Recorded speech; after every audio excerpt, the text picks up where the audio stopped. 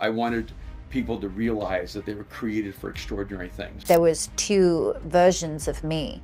I would have never guessed that I would become a public speaker. The mindset really behind it and who you are. We have over 14 million followers on Instagram. That doesn't happen by accident. It happens with vision. Yeah. It happens because you have a dream, and that dream became your life. Yeah. People tell me. So I was like, this is so accurate. I say, I love you. I think this is real. And by the time I was 10 years old, I was in a psychiatric chair. Natasha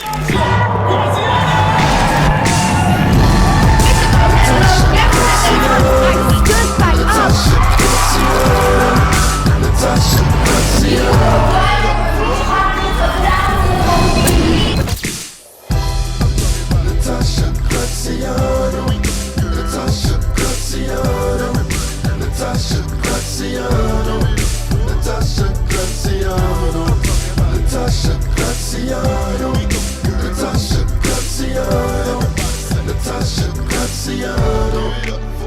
Welcome to the Law of Attraction Secrets podcast, the #1 podcast for self-help in the U.S. Hey everybody, and welcome back to the Law of Attraction Secrets podcast. I'm your host, Natasha Graziano. Today in the studio, we have a genius, an innovator, the founder of Mosaic. You may have seen it, you may have heard of it, that boutique place where people go to get into a high vibe on the weekends. It is somebody who has inspired me in so many ways personally. He also created this great quiz test that you can do, a little bit like one of those kind of human behavior things. This is so epic. It's called 7 Frequencies. We're going to be diving into that today, and communication and mindset, how to better your life, how to live your best life, how to feel amazing. And by the way, did I mention he's also a fashion designer? Welcome to the show, Erwin McManus. Wow, that's an incredible introduction. Thank you so much. Just off the cuff. You know, I don't ever practice anything. I just let it flows to me. All right, there you go. Yes, I love it. It's great to be here with you. Oh, I'm so happy you're here. And I love the pants. Like already I was like, you can tell he's a fashion designer, even if I didn't know. You know, I just like design. Yeah. And I see life as an artistic experience. Sure. So everything you do can be an expression of beauty and wonder and fun. Yeah, I love that. Okay, so let's get into it. There's so much to talk about today. I would love to talk about your mindset and how you have achieved greatness, how you stay so pumped and focused, and like every day, what's your ritual? How do you keep this level of peace? And you inspire so many. Like, you know, I don't want to use the word mega church, but you have an environment that is super uplifting and powerful, and it's not dogmatic, and anybody can go. And you said, you know, you started Mosaic, and I'd love to hear more, but I'll let you fill in the blank, but you know, why you started it, but the mindset really behind it and who you are. Well, those are big questions. Big questions, I know. I guess in some ways, the beginning for me is I'm from a small country called El Salvador. I was born in the capital, San Salvador, and it has been historically one of the most violent countries in the world. Right. I came here as a kid, so I learned English as my second language. So This was your second language? Oh, absolutely. But you sound like straight American. Well, and you sound very British. Yes. Oh my God, I know. Literally, I've only been here for 4 years. Okay, well, that's great. No, and so I think part of that journey is I know what it's like to feel like an outsider. Wow. And I know what it's like to not know if you belong. Yeah. And a huge part of my personal journey was just trying to figure out if I had a place in this world.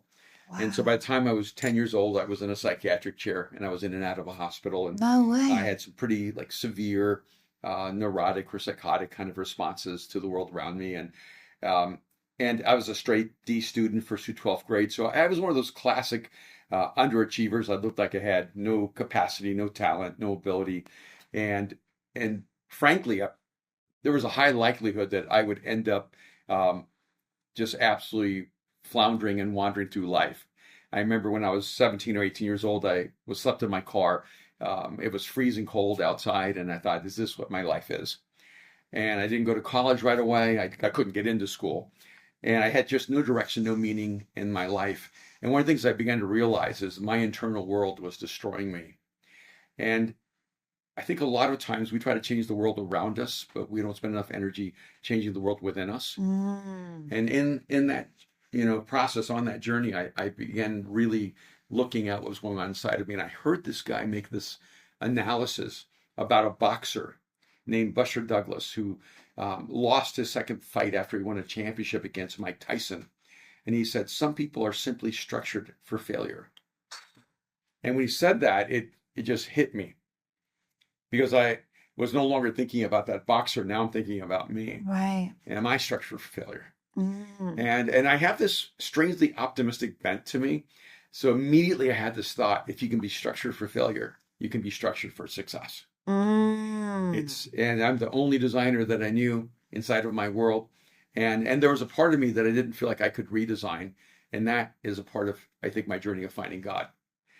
Because the only one who can get inside of you and fix the parts of you that are deeply broken is the one who created you. So that was a part of why I started Mosaic, is I wanted people to realize that they were created for extraordinary things, that there's something really uniquely beautiful inside of them. But sometimes it's trapped under the rubble of your brokenness and your fears and your insecurities and your doubts. And you just need someone to help you dig that back out of you. Which is where the name came from, therefore, Mosaic. Yeah, because we're all broken and fragmented pieces. Whoa! Brought together to create something beautiful, especially when light strikes through it. And that's what really motivated me to start Mosaic in a nightclub that Prince owned in downtown LA. And it was a nasty club, let me tell you. It was an active club. It wasn't a former club. And we would go in there with double gloves and clean that place out every Saturday night or Sunday morning, and then meet there. And I just wanted to create a space that was unexpected. A lot of my friends were atheists, agnostics, they were Buddhists or Hindus or Muslims or just something else. Mm-hmm. And they would not walk into a church. But they were really searching for God. They were searching for meaning. They were searching for significance. They were searching for intention and purpose. And so I wanted to remove all the non-essential barriers. Right. So I knew they came to the club on Saturday, so why not show up on Sunday? and then we just began using art. I would have painters painting everywhere. My friends would be sculpting in the middle of the auditorium. We would use short films and dance and stand-up comedy, and I just would just bring all the components of art and creativity. And so it was very unexpected, and in it was the story of God's endless love for us, and our desperate need to find unconditional love, because that's what we're all really searching for. I agree. And in the middle of that was introducing people to Jesus, who I had found incredible fulfillment in. Wow. So that was my spiritual journey. But at the same time, it was a crazy idea, so no one's going to fund it. So I always had to work, outside. And people think pastors become pastors to become rich. Maybe some do, but I didn't figure out that formula. I always had to work a full-time job. My wife and I were always the biggest givers to our church. Wow. We financed Mosaic for the first 20 years, basically. Wow. And so it's the opposite for us when people go, pastors must be doing it for the money. I'm going, no, actually, we did it with our money. Mm. And so I worked as a futurist for companies and universities. I had a pretty keen sense of where the world was going. I could see trends and movements and understand human values and know where things were going culturally, politically, economically, in the world of entertainment, of fashion, which is part of what drove me into those industries. And then I started a few fashion companies, a little tech company, a small film company. We always were creating something beautiful, because one of the greatest things you can do in life is to actually make a living by the things you love. And, So true. Yeah. And so I just always found a way to create value by the things I love to do and the things I was passionate about, which led me to two books. One was Mind Shift, which really deals with internal mental structures, that if people change, they can shift out of failure to success. Mm. And I wrote it because I felt like most people were only just an increment away Yep. from an extraordinary life. So true. There's just a small shift away from moving out of a rut and out of paralysis to living a life that's full of meaning and intention and even abundance. And in the same way, led me on the journey to write The 7 Frequencies of Communication. I've been married for 41 years. Congrats. That's Yeah, amazing. It's amazing. Wow. And I joke about it because people, will say, well, how can you be with the same woman for 41 years? And I'll say, I don't know, because she's never stayed the same. She's constantly changing. She's constantly growing, and she's constantly surprising me. And we could not have survived or thrived in 41 years if we had not learned the art of communication. Right. And now we have 2 kids who are adults, Aaron and Mariah, they're in their 30s, and they both live within 4 to 8 minutes of us. And probably the greatest measure of my personal success is that my adult children want to live close to me and want to work with me and Wow. want to see me virtually every single day. So beautiful. And again, that comes down to the art of communication, not only of knowing how to be heard, but to how to hear. And I felt like so many relationships were broken because of a breakdown in communication. And really what we're searching for is not how to communicate. We're searching for how to connect. True. And communication is a vehicle for connection. Yes. And when we do not connect, we move toward a level of isolation that moves us into a toxic and broken version of ourselves. And so I wanted to help us hear each other better. And so it was really my son who inspired me to write the 7 frequencies. But my wife had been bugging me for decades. Please teach people how to communicate. I was super shy, introverted, reclusive. I never talked. No one would have ever guessed I would speak to millions of people around the world, over 80 countries and stages of over 100,000 people. And I would have never guessed that I would become a public speaker. And what happened first was I had something to say. I didn't have a need to talk. I had something that needed to be said. And then from that, I learned the skills because I felt like this truth is too important for me to say it poorly. So I felt the stewardship around the truth that I was trying to communicate. Love that. This idea is too important Yeah. for me to communicate it poorly. And one of the things you can see in history is that a bad idea, well communicated, will be more powerful than a good idea, poorly communicated. Absolutely. And it's so true because you sometimes see these people who have these horrendous things that they're sharing that aren't going to add any value, but they do somehow reach you because they have shared it with such excellence in communication. And they, I literally could sell ice to an Eskimo. I could sit here right now and start selling ice and you would feel motivated to go buy the ice because that's how I am, a motivational speaker. So then there'll be somebody who actually has an amazing mission to share, but they just don't have the right communication skills. They don't learn how to use their voice, how to expand their mission, how to expand their message, how to put it out there in the world and reach the people that actually need it. No, So you mastered that. And have you ever felt like you were trying to connect with someone, but you're just on the wrong frequency? Oh, yes. You just couldn't get on the same wavelength. Oh, yes. And so what I started looking at is I started looking at communication from human frequencies. Okay. And realizing that many times what happens is that we're not even aware that we communicate from a frequency, because it's not that we have a frequency, it's that we are a frequency. Yes, we are. And so I identified 7 signature frequencies: the motivator, the challenger, the commander, the healer, the professor, the seer, and the maven. They're not equally distributed. There are more of some there than there are others. And because of that, the ones that are more rare are more difficult to understand, more difficult to connect. But the more popular frequencies in the world that you're in the world of media, in the world of entertainment, in the world of influencers, are the motivators, the healers, and the challengers and the seers. Interesting. Those 4 are dynamic in their way of engaging people.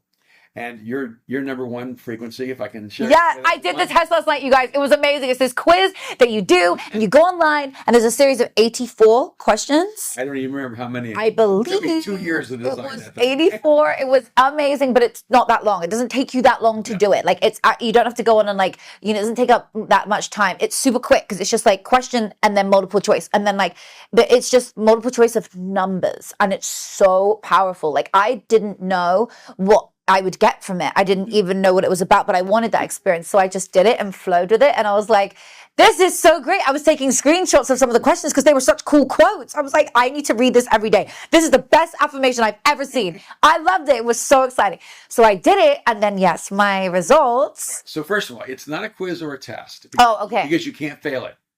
Oh, okay. It's an assessment. Right. It gives you a mirror of who you are. Yeah. Better way of phrasing it. Here's you. Yeah. For you. Just in the show notes. The link is in the show notes. I sneezed. That was good timing. So the link? Yeah, the link is in the show notes, you guys. So if anybody wants to do this test, and as we get into it, you'll see why you want to do it. Tell us about it. And it's not a test, it's an assessment. Your number one frequency is a healer. Okay. So, and by the way, I'm going to say this ahead of time.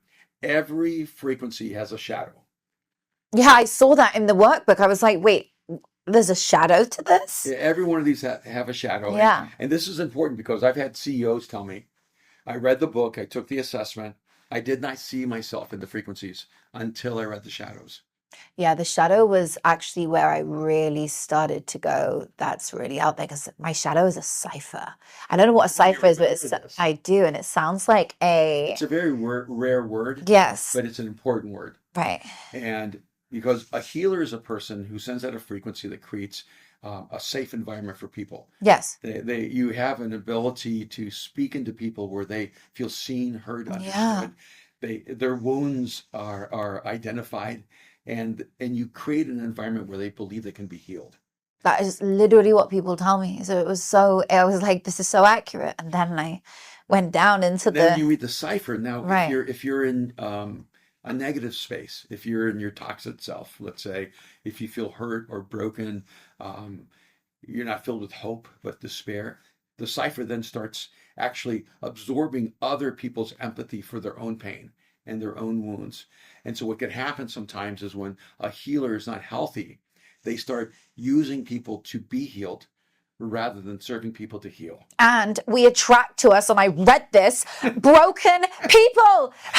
Relationships, that explains all the failed relationships. You attract like traumas, people, and we use the word trauma a lot. I said, and I was like, oh my God, I use that word all the time. We literally attract to us a mirror of what we are, like a twin flame, but we don't even know, and we draw them in so we can heal. That's right. And this is the danger in your, let's say, dating relationships, or is that when you're a healer, you look for someone who's broken, so that you feel you have value. Yeah, so we can help them. Oh, you're my project. Literally every dude I take on, I'm like, oh, hey, sweetie. I'm like, good. What are we going to work on today? And then they're like, she helped me so much. And I'm like, yeah, I helped you, but hang on. I've just pushed down my own wound. Yeah. I haven't worked on me. So what I think I learned from it, am I right in saying, is that from this amazing workbook that comes with the quiz, this is just so great. And of course, which we'll talk about in a bit, the actual book where you can get it all. What was really interesting is that when I get somebody in my life who I bring somebody in, a partner even, who is going through something, I should also share. I shouldn't just go to heal. I should also, if it's a mutual relationship, share my wounds, I think. Yeah, I think it's important to do that. And then your second frequency is the motivator, which motivators are full of energy. They believe in people. They tend to see the good in people. They tend to overlook their flaws and their problems or their weaknesses. You're a motivator too, right? Strangely enough, that's not one of my primary frequencies. You're a healer one. See, we're going to have to work on that assessment with you. Oh. We'll go with me in a minute. Okay. Like, what are you? You're gonna be one I don't know. Like, I don't even know what the Maven is. I bet you're a Maven. That is my primary. Right. I just psychically guessed it, but I don't. 7-1. Yes, my 7. So I don't know what that is, but I'm like, I want to. Okay, can we go to that after? Right. So wait, talk about the motivator. Motivators are some of the most popular speakers in the world because people need to be encouraged. People need to have energy infused into their soul. Motivators are energizers. They bring energy in the room. They build self-belief in people. Yeah. and some of the most popular communicators, if you know Brendan Bouchard, to me, he's such a motivator. Absolutely. He brings so much energy in the room. He believes in people and he calls out that self-belief. So when you have a healer motivator, you are just determined to encourage people. You can heal. You don't have to stay in your trauma. You don't have to live in your wounds. You don't have to be defined by your past. You can do this. Literally what I talk about. That's like my entire speech. And then your third frequency, which, by the way, all three of your frequencies were very high. They're very strong. And because a person can have the same frequency at a different level of intensity. And we just don't give you all that information in the little assessment that we work with you on. You have to kind of go into deeper coaching for that. Wow, that is so great. But when you have a seer frequency, you're a visionary. You have big pictures. I think I saw you have over 14 million followers on Instagram. That doesn't happen by accident. It happens with vision. Yeah. It happens because you have a dream, and that dream became your life. Yeah. And now that you have 14 million, it's not enough. No. Your vision and your dreams are going to keep pushing The you. goalpost moved. Pushing you. That's right.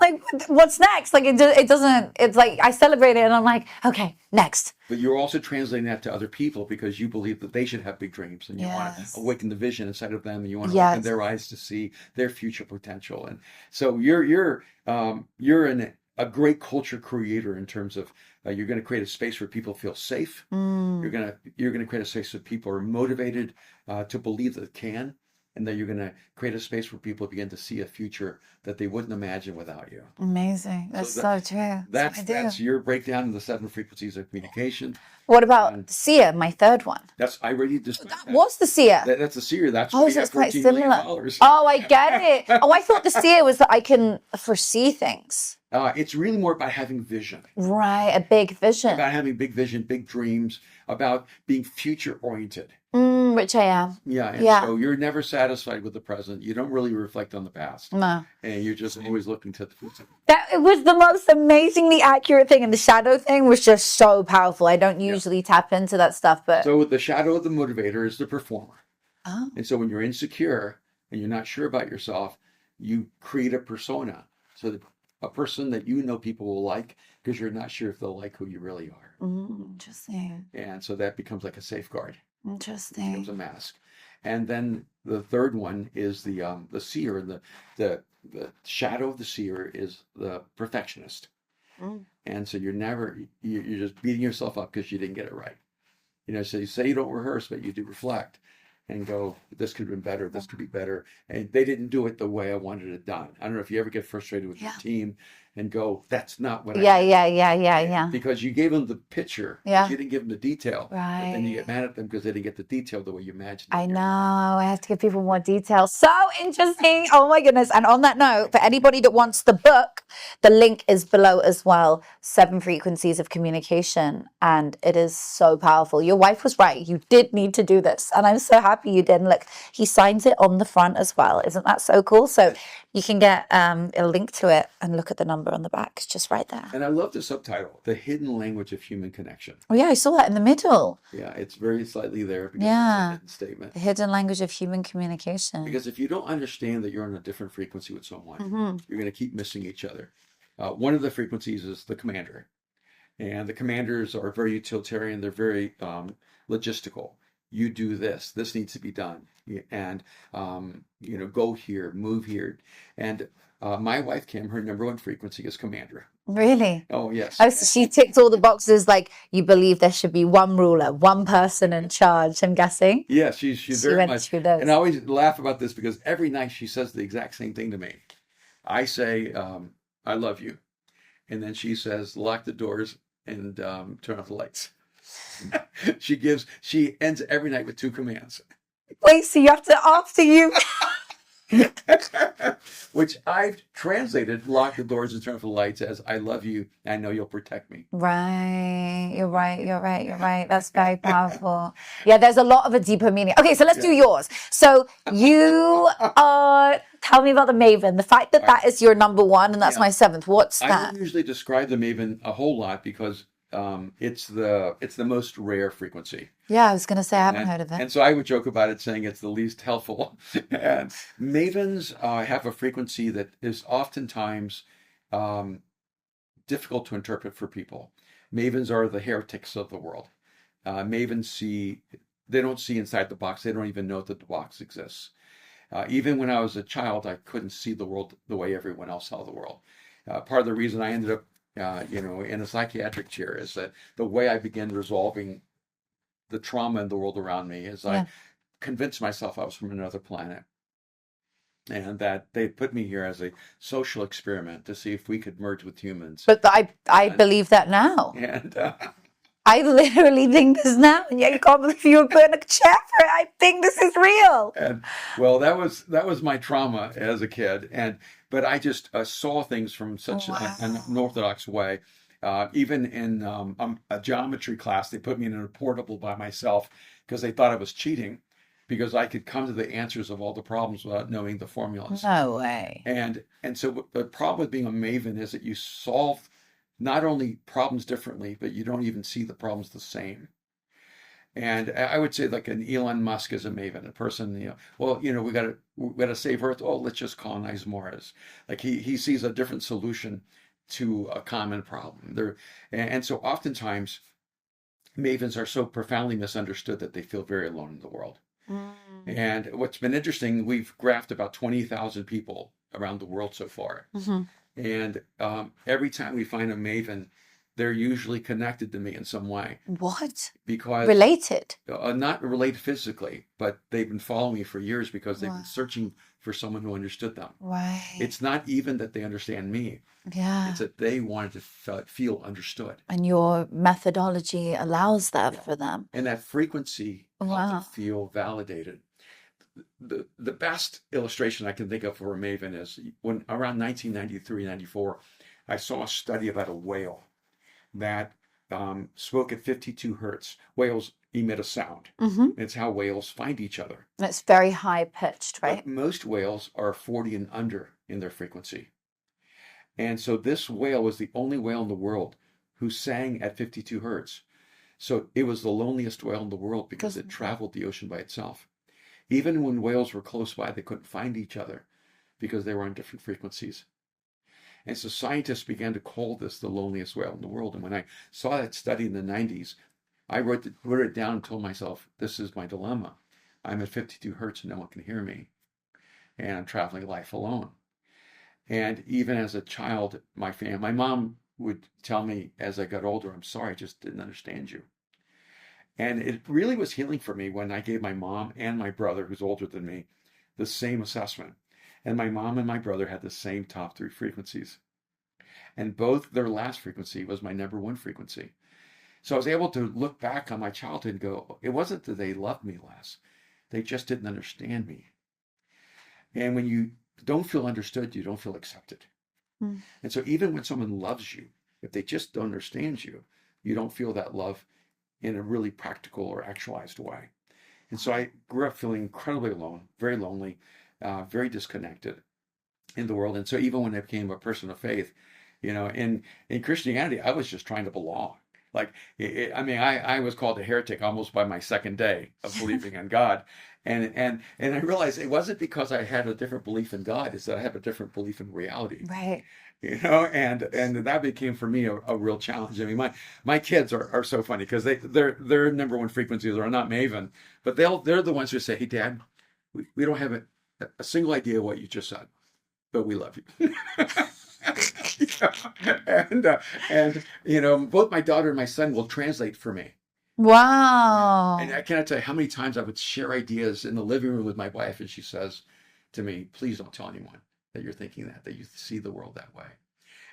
And she's very conservative. And so one time I shared with her an idea. I said something that Solomon was wrong, and she looked at me, she goes, you are going to hell. And no, she didn't. Hopefully she didn't mean that. But it's because I just see the world so differently. Right. And so mavens are sometimes in their shadow are called nihilists, and they're the apocalyptic ones. Everything's going to be destroyed. The world's going to burn down. There's no hope for humanity, because when a maven loses their hope, they become really destructive people. Whoa. Which is why you have so many. Ever notice every movie about the end of humanity is bad? Yeah. Well, I actually had this crazy dream as a kid. I had 2 recurring dreams, and I've never actually had them read or understood, but I had them recurring until I was about 7 years old. And I would just tell my mum, but they were recurring all the time. And it wasn't that I was influenced by TV. We didn't have one till I was like 5, by which point I'd already verbalized this dream to my mom. But I'll tell you about, both of them relate to what you've said. So I'll tell you about one of them. It was and we haven't touched on AI, but it was there was 2 versions of me, and they were trying to kill me, but they didn't know which one was which. And I said, no, I promise you, I'm the real Natasha. And then the other one would say, no, I'm the real Natasha. And I'd say, no, I'm the real Natasha. And I said, cut her and you will see, if you open her head, there are wires. How would I know this as a child? And so eventually in this dream, they did cut her. I managed to persuade them that they needed to cut her to show.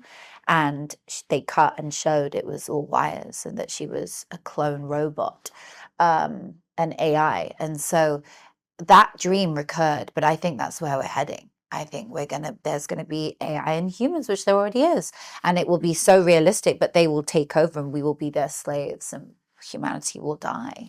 I could do this all day. That's a pretty bleak view of the future. Yeah, exactly. But that's actually Now, if we create AI and AI develops consciousness, or we move to a level of the singularity, but humans evolve as well. And so we're underestimating the potential of humans and overestimating the potential of artificial intelligence.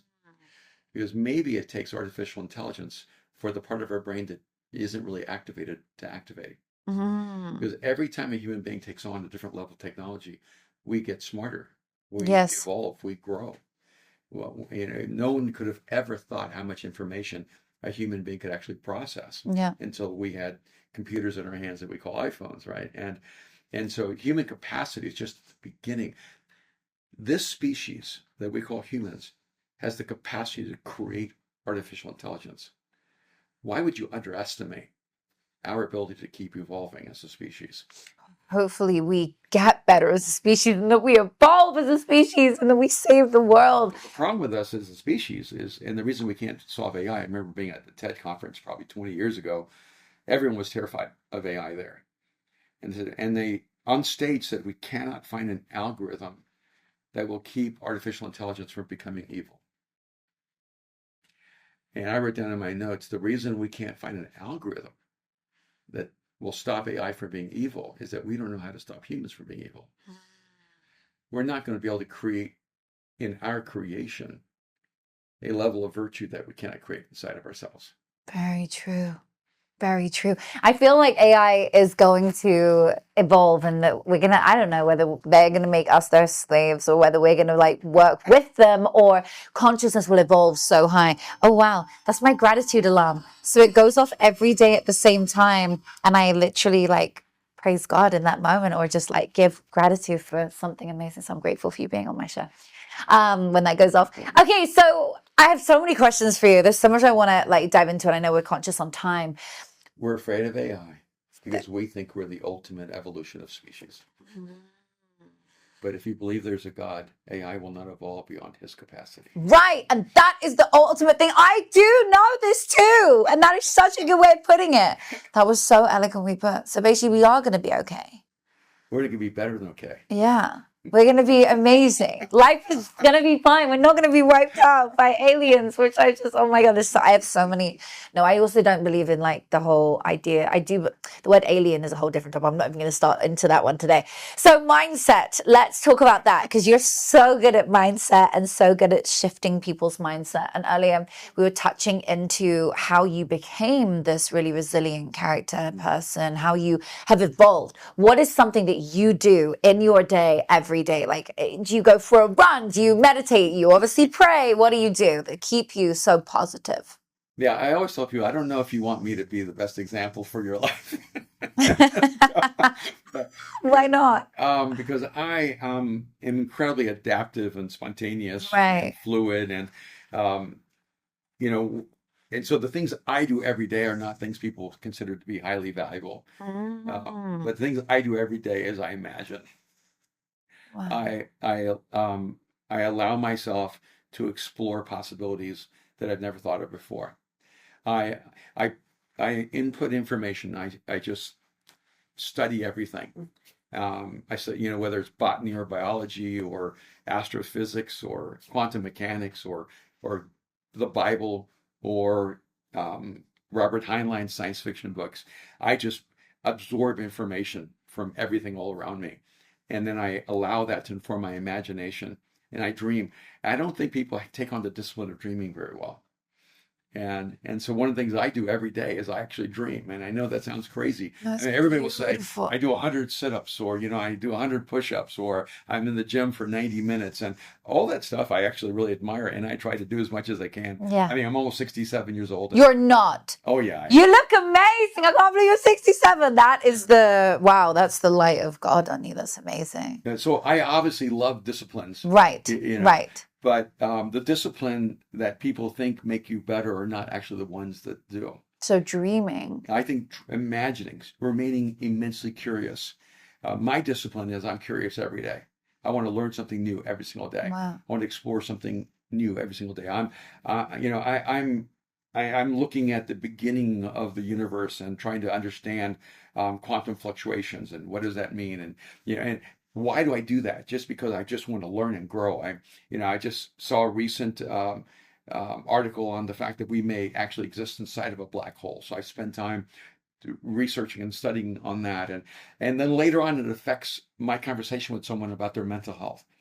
You never know where things connect, and so I think imagination and curiosity and reflection and experience are the four things. And I'm writing a book called Epiphanies, and those are actually the four dimensions of it. Because one of the things I've discovered in my life is I have an unusual number of epiphanies, like breakthrough ideas, things that come to me very, very quickly. Right. And the whole seven frequencies came to me in a 3-day exploratory journey where I didn't eat or sleep, and I just let it come to me very quickly. And my first book that actually won an award I wrote in 24 hours. And so a lot of times my books come to me in an epiphany. It comes in an explosion of color and sound and information, and then I just start writing down what I see. And I begin realizing that what I experience in epiphanies is not normative for everyday people. But I don't think it's because I have anything special. I think it's because I do certain things. I have certain disciplines that allow me to have more epiphanies, more breakthrough ideas. I love that. And those are the four disciplines: imagination, curiosity, experience, and reflection. Yes. And if you take those four on every single day and add it to whatever else you do, if you're a person who reads the Bible every day, or you're a person who reads, some kind of, reads books every day, or you're a person who spends time praying. When I pray, I don't spend any time asking, hardly at all. I mean, maybe 1% of my prayers are me asking God for something. Most of my time is asking God to open my mind and to shape my inner world, to heal my wounds, to give me vision for the future, to give me courage for life. And part of the reason I don't really ask a lot is I don't think I have the better idea. I'm going to ask God to do this, but he wants to do something way bigger. Like, I don't want to limit God by my ask. So I'm pretty much like, hey, God, I'm kind of open-handed. You can bring into my life whatever you want to bring, because I know it's more than what I'm going to ask for. Right. And then I sometimes reverse it out, and I'll go, God, I'm going to ask you for this because I want a validation.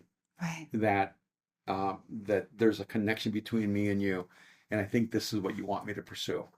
And so I never know if I'm actually asking God for something, or whether God's actually putting something inside of me and he's saying, ask so you can make it concrete.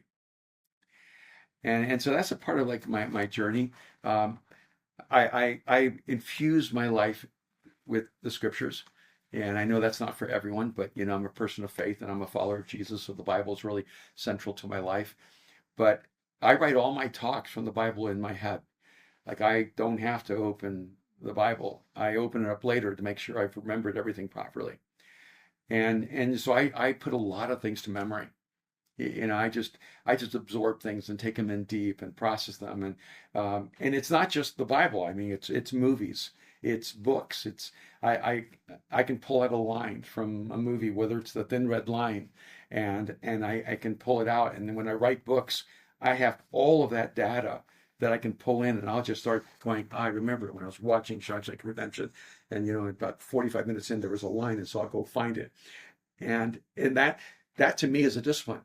See, I think we take very small disciplines, walk for 15 minutes, or eat healthy, or go to the gym. Right. And those are great disciplines, but those are disciplines that create a baseline for you.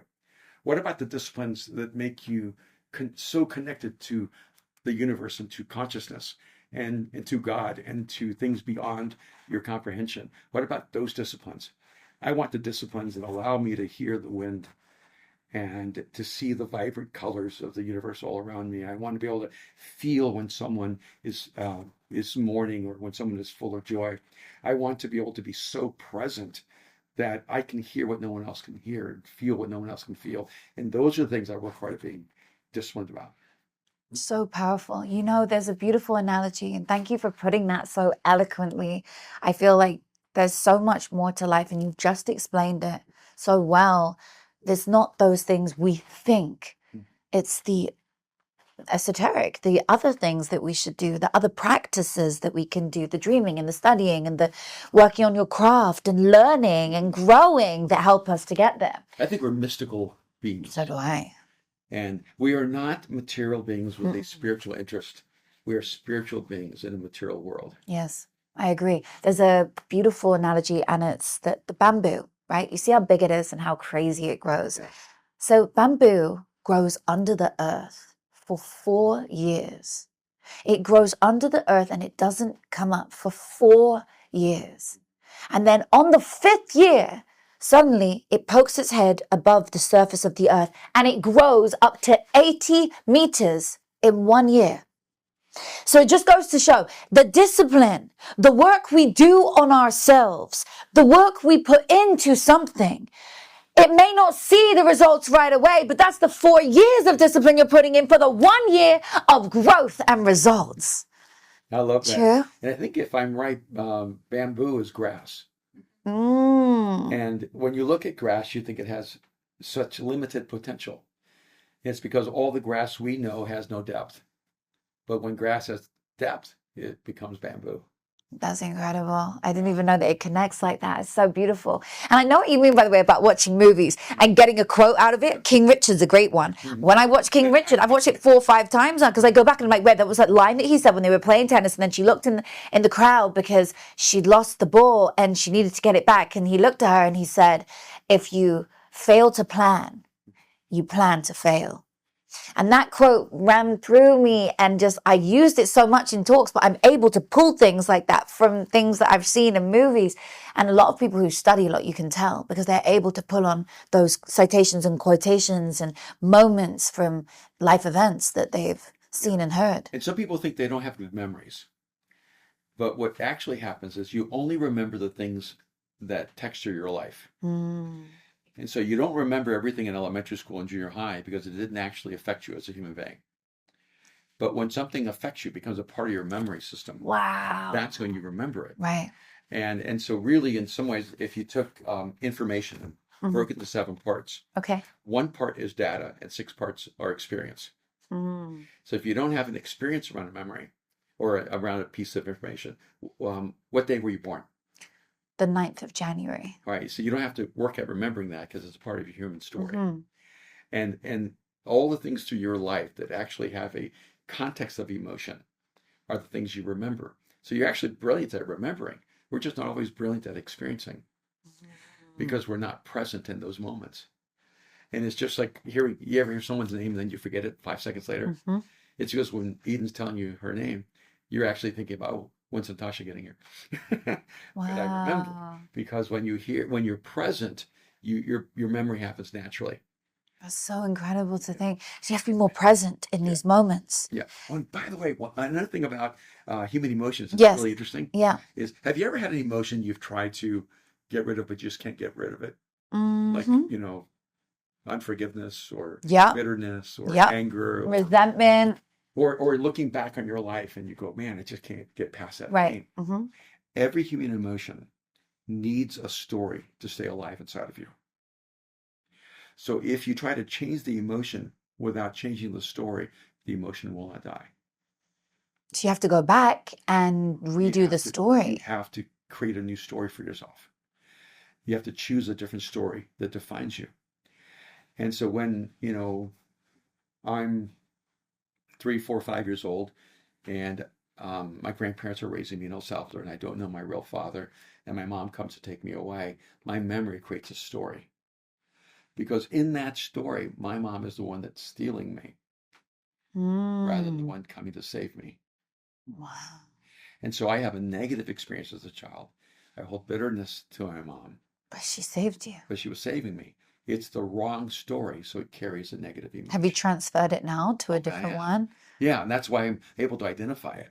It's incredible that you remember as well such a prevalent thing. No, it was So very traumatic and very Right. real in my life, and yeah, I can remember things that they didn't know how I could remember even when I was one. Wow. Most people don't even have a memory before the age of about 7, Yeah, and so a lot of times my mom would say, you can't possibly remember that. but you do. And so I was creating stories that carried emotions I didn't understand. And so the only way you can actually change the emotional context of your soul is by changing the story you're in. And by the way, that's one of the reasons why Jesus becomes so powerful. Because the moment you're in the story of God, you're in a bigger story than you. And now all of your pain, all your trauma, all of that suffering, all of those wounds are recontextualized around someone who has always loved you and has always been for you. And now you're in a much bigger story. And one of the reasons I study communication is I think human beings are contextualized in the story that we tell ourselves. And so if you tell yourself a story that you're nothing, that you're a failure, you're never going to accomplish anything, because that's the story that was put into you, you actually live out that story and you carry the emotions of that story. But I mean, here I am, 20 years old, and I'm becoming a person of faith. I mean, I've just wandered through my life. And all of a sudden I hear this story that I'm created with intention. Like my life was designed to do something that mattered in the world. I had no evidence that was true. But now I'm in this new story, so I actually start acting differently. I start thinking differently, and I start becoming something different. Because I'm in a story now that's just chapter 1 of an epic story. Even when here I am 66, so I'll be 67 in a month. And the story we're always told is when you're that old, you're landing the plane. You're finishing your story. You're at the end of the chapters. You're supposed to retire. But I, 10 years ago, already had dreams of things I was going to create in my 70s. I already have new projects and new dreams, new creations that will exist if I live into my 70s. And so the story I'm in is not a story that I'm ending. And it was probably 10 years ago, I had all these peers coming to me and said, Erwin, it's time for us to, hand over the baton. It's time for us to move on, to retire. I'm like, I don't know who you guys are. And I'm still in the warrior stage of my life. Right.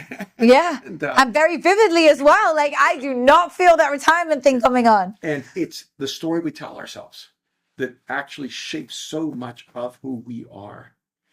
And whether it's, the 7 frequencies of communication and dealing with how to communicate, it's also that you're not just speaking to someone else, you're speaking to yourself.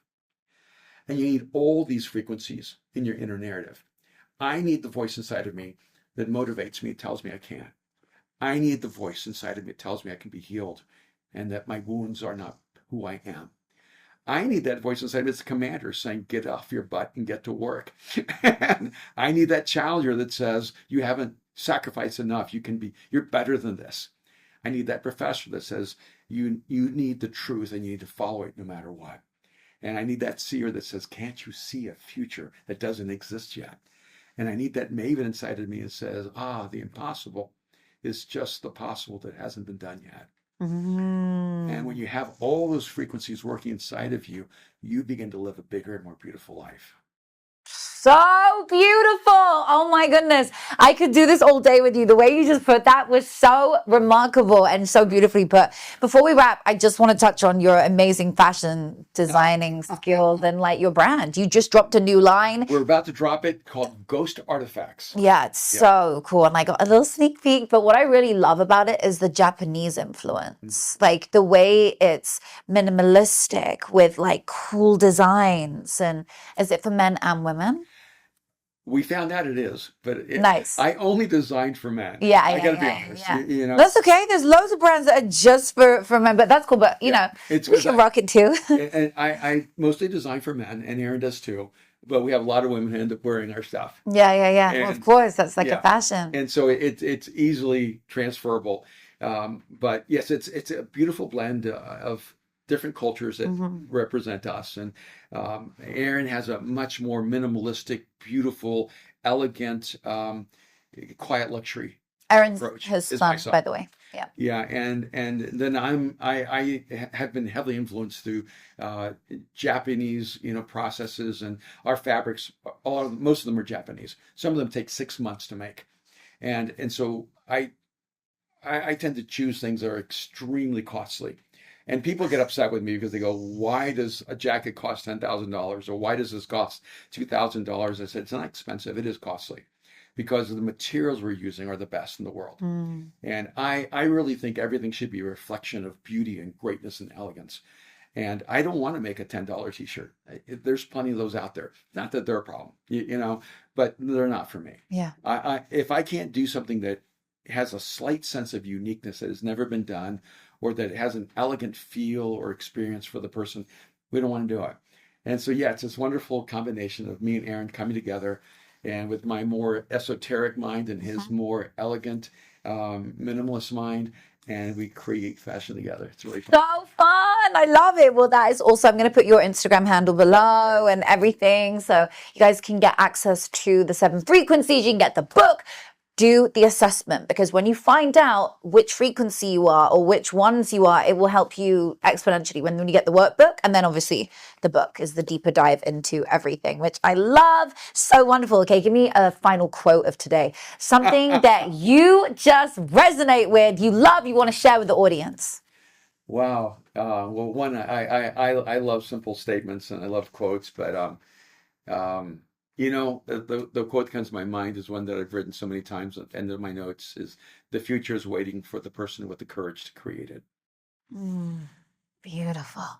Thank you for sharing. That's amazing. Well, thank you so much for being thank here you so- today. We've so good. loved your company. If you've enjoyed this as much as I have, make sure you share this with a friend. Find that person today that you know. Go to your phone book and have a look through and find 2 people that you want to share this show with. 2 people who you think will be influenced by the amazing word and the message of today, and that feeling, and uplift someone in that message. All you got to do is send it out. Thank you for listening, you guys, and I'll see you again next week.